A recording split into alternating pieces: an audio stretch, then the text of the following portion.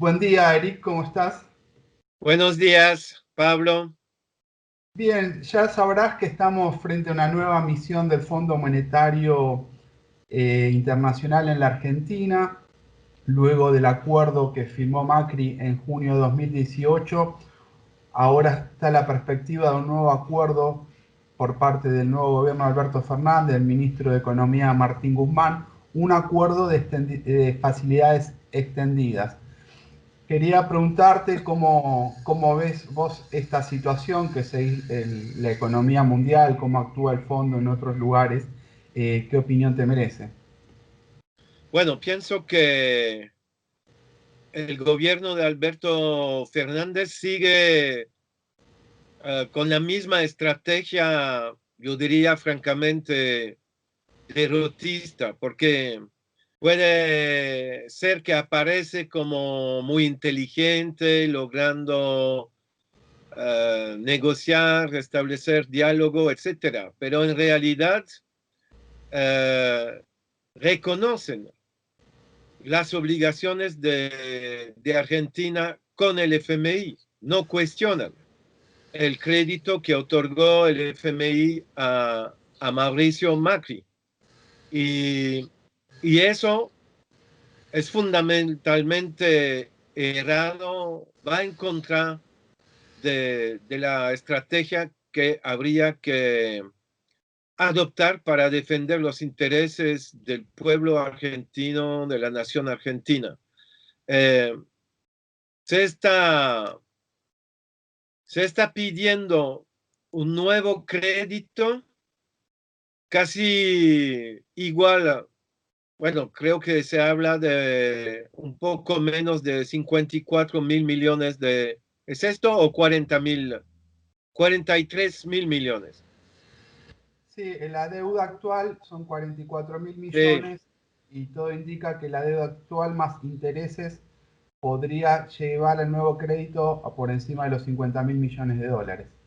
es esto. Entonces, pedir prestado un dinero para poder reembolsar, de hecho, el crédito anterior que otorgó el FMI al gobierno de Macri en contra del interés del pueblo argentino, cuando esa deuda contratada por Macri es de manera característica una deuda odiosa, es una deuda contratada contra el interés del pueblo argentino, contra el interés de la nación argentina, y los prestamistas, es decir, el FMI lo sabía perfectamente porque estaba bajo la presión de Trump para ayudar a su socio subalterno Mauricio Macri, que era un aliado muy dócil de Estados Unidos. Eh, Era fundamental y es fundamental. Afortunadamente, hay fuerzas sociales en Argentina que denuncian el carácter odioso, nulo, ilegítimo de ese crédito que otorgó el FMI. Y entonces lo que hubiera sido necesario para mí es no entrar en una nueva negociación. Se puede dialogar con el FMI, pero denunciando al crédito anterior, denunciando el acuerdo anterior. Decir, ese acuerdo se firmó bajo condiciones odiosas, por lo tanto, eh, no hay ninguna obligación por parte del nuevo gobierno de asumir esas obligaciones internacionales. Eso, entonces, esa visita del FMI precisa movilizaciones, concientización sobre realmente lo que es el FMI y explicar que fundamentalmente el FMI no ha cambiado.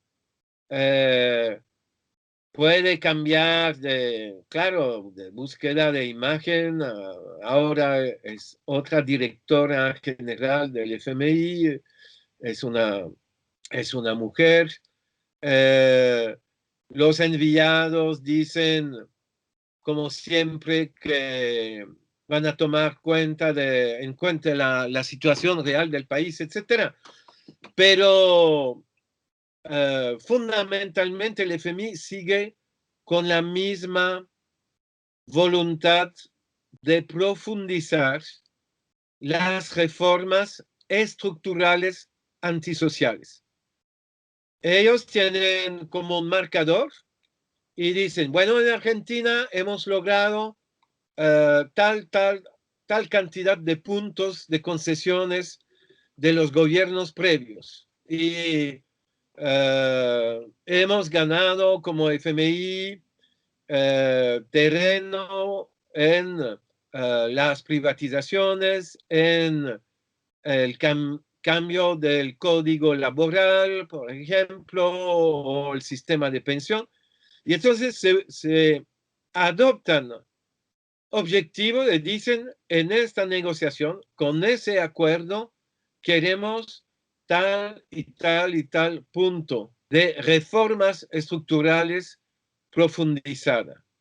Y eso, además de contratar una deuda que no arregla nada, va a tener como consecuencias más y más presiones sobre el gobierno para seguir con la agenda neoliberal privatizadora. Hago Por una eso la pregunta. necesidad de movilizarse. Una pregunta, porque aquí, bueno, recientemente Ecuador firmó un acuerdo de facilidades extendidas, que es el que está solicitando Martín Guzmán en la actualidad.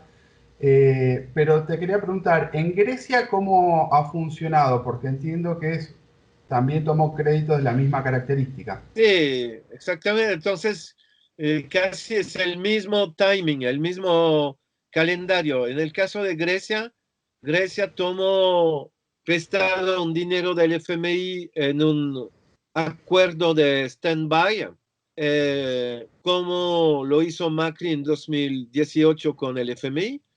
Y 2 años después en Grecia, es decir, en 2012, dentro del marco de una reestructuración de deuda que ocurrió en marzo 2012, se firmó un nuevo acuerdo, lo que se llamó el segundo memorándum, con un acuerdo de facilidades del mismo tipo que lo que Guzmán está buscando. Es decir, que es un calendario que te muestra que la presión del FMI va a aumentar sobre las autoridades del país, el chantaje va a aumentar. Me parece fundamental, también más allá del tema calendario de pagos, porque claro, el cálculo de Guzmán y de Alberto Fernández es pedir prestado un nuevo dinero que le permite hacer los pagos, postergando los nuevos pagos más allá, creo, de 4 años y tener como en total 10 años para reembolsar. Es decir, postergar el calendario de pago, pero obligando al pueblo argentino al final a pagar la factura, quizás con otro gobierno. Y eso es injusto, no se puede aceptar tal lógica y cálculo político de parte de un gobierno que pretende defender el interés de la nación. Para cerrar, Eric, una última pregunta, vos lo mencionaste antes. ¿Qué significa el concepto de deuda odiosa y la posibilidad de su desconocimiento, ¿no? Bueno, una deuda odiosa tiene que responder a dos criterios. La deuda ha sido contratada contra el interés de la nación o del pueblo o del Estado, o los tres, es el primer criterio. Y entonces allí es evidente que en el caso de la deuda contratada por Macri era en su propio interés y contra el interés del pueblo. y por lo tanto responde al primer criterio de una deuda odiosa. Y el segundo criterio dice lo siguiente: los que prestaron el dinero no pueden demostrar que no podían saber que el dinero prestado iba a servir intereses contrarios al pueblo. Y bueno, en el caso del crédito del FMI es muy claro que el FMI otorgó ese crédito a Macri sabiendo perfectamente, uno, que la deuda se haría insostenible y se confirmó. Dos, que era un crédito antes de un año electoral para razones puramente políticas de apoyar a un gobierno dócil con el FMI y con Washington y con el presidente de Estados Unidos, Donald Trump. Y las condiciones de reembolso fueron fijadas directamente por el FMI, es decir que claro que el FMI es directamente culpable, no puede decir no sabíamos para qué iba a servir el dinero, etc. Se podría añadir lo siguiente: en el caso de Islandia, en 2008, el gobierno obtuvo del FMI, en cambio con un crédito, de poder aplicar un control total para evitar fugas de capital. Y es muy importante, claro, esto. Y es muy recomendable implementar realmente, de verdad, no sobre los pequeños o las familias que tienen que hacer transferencias totalmente razonables a miembros de su familia o recibir ayudas del exterior. Hablo de fuga de capital, es decir, de grandes masas que son transferidas por los ricos, por las grandes empresas, por los especuladores. Y eso se tiene que combatir totalmente, protegiendo el derecho de los argentinos de seguir recibiendo y mandando dinero hacia el exterior cuando es en cantidad totalmente razonable y justificable por la vida de sus familiares. Y el último punto, Pablo, porque no hay que olvidar el tema, y no olvido el tema de la pandemia. En una situación de choque externo, es decir, una pandemia que viene del exterior y que provoca una crisis sanitaria de un país, y añadiendo el choque exterior que es la crisis mundial económica, allí no se necesita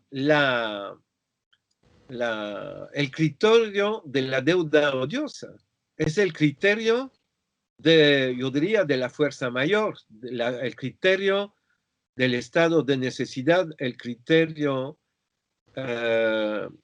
de cambios fundamentales de circunstancias.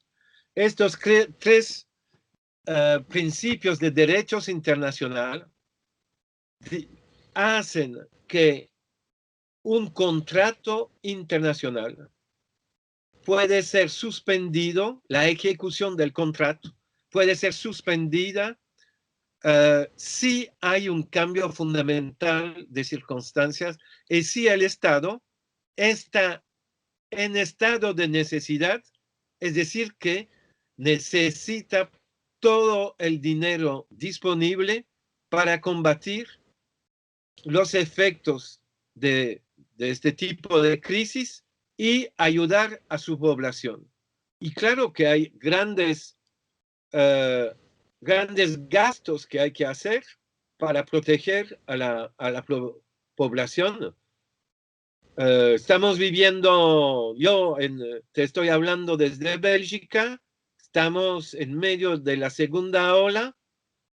Bélgica supera los 13.000 muertos, supera a Perú el número de muertos respecto a la población, proporcionalmente a la población.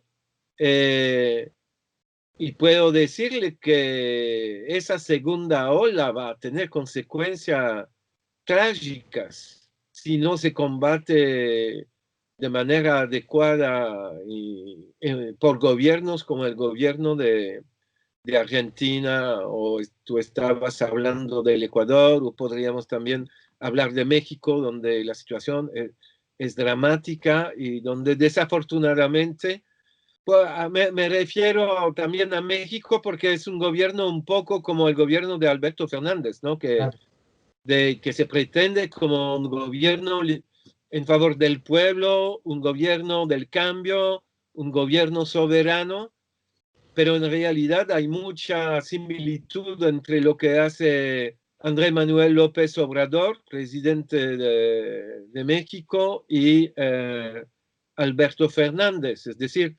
no adoptan posiciones fundamentalmente diferentes respecto a los gobiernos anteriores cuando se trata de pagar deuda y satisfacer a las exigencias de los acreedores en lugar de dar prioridad a su población.